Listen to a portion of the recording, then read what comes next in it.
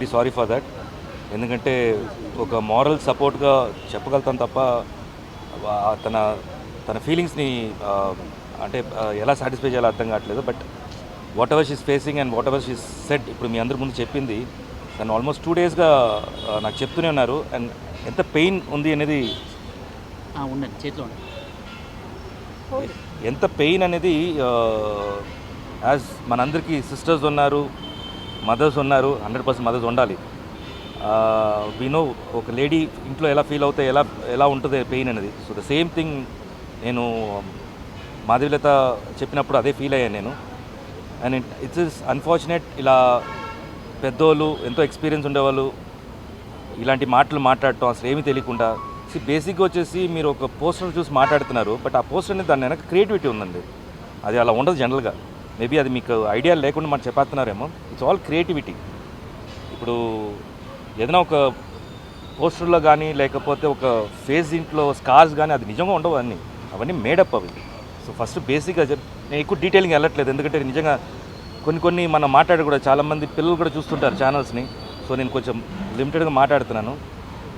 And నాకు ఎప్పుడు అనిపిస్తుంది ప్రతి ఒక్కసారి పొలిటీషియన్స్ డిఫరెంట్ పార్టీస్ ఉన్నాయి, మీరు ఒకరు వచ్చేసి అట్ లాస్ట్ మీరు జనాల కోసమే మాట్లాడతారు అంటారు, కానీ ఎక్కువగా వెళ్ళిపోయి పర్సనల్ లైఫ్కి వచ్చేస్తున్నారు. అదేంటో తెలియట్లేదు. అది నాకు తెలిసి 12 ఇయర్స్గా స్టార్ట్ అయింది. అది ఎక్కువ పర్సనల్ అటాక్స్కి వెళ్ళిపోతున్నారు అండ్ సినిమా ఇండస్ట్రీకి మీదకి వచ్చేస్తున్నారు. బేసిక్గా నేను ఒకటి ఎప్పుడు ఏమనిపిస్తుంది అంటే, మా ఆర్టిస్టుల గురించి మాట్లాడేటప్పుడు, అంటే మా ఆర్టిస్టు పాలిటిక్స్ ఫీల్డ్ ఎంటర్ అయినప్పుడు వాళ్ళ గురించి మాట్లాడేటప్పుడు ఎంతోమంది ఆర్టిస్టు పొలిటీషియన్స్ అయ్యారు. బట్ ఒక పొలిటీషియను నోన్ ఆర్టిస్ట్గా అవ్వాల. సో మా ఇండస్ట్రీ ఇంకా టఫ్ మీ పాలిటీషియన్స్కి ఇక్కడ, ఎందుకంటే ఒకరికొకరు తిట్టేస్తే పాలిటిక్స్ అయిపోతుంది. అది దట్స్ పాలిటిక్స్ ఈ రోజుల్లో. నిజంగా జరుగుతుందా, వర్క్ జరుగుతుందా, లేకపోతే వచ్చేసి మా జనాలకి మనుషులు జరుగుతున్న పక్కన పెట్టేస్తే ఒకరు తిట్టుకోవటం మాత్రం ఎక్కువ అయిపోతుంది ఆన్ కెమెరా. సో బేసిక్గా మాకు కెమెరా ముందు నటించడం వచ్చు, బట్ జనరల్గా వచ్చేసి బయట నటించడం అనేది మీ దగ్గర నుంచి నేర్చుకోవాలి మేము.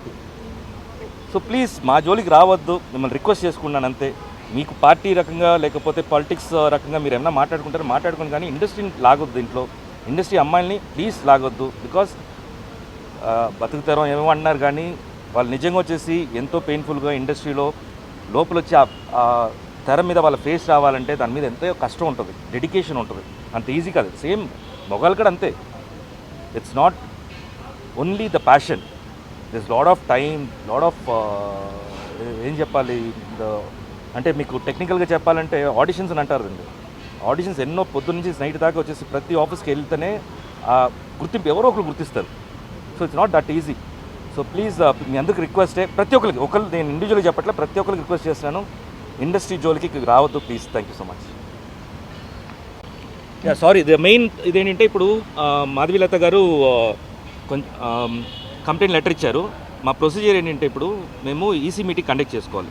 సో ఈసీ మీటింగ్ ఇది ఎమర్జెన్సీ కాబట్టి మేము ఒక ఈసీ మీటింగ్ కండక్ట్ చేసుకొని విష్ణు గారు, మేము కమిటీ మెంబర్స్ అందరూ కూర్చొని మాట్లాడుకొని దీన్ని మాకు ఈవెన్ ఈ కమిటీ ఉంది, మాకు వచ్చేసి డిసిప్లినరీ కమిటీ ఉంది. డిసిప్లినరీ కమిటీ వాళ్ళ ఒపీనియన్ కూడా తీసుకొని మేము తర్వాత ముందుకు వస్తాం. Thank you.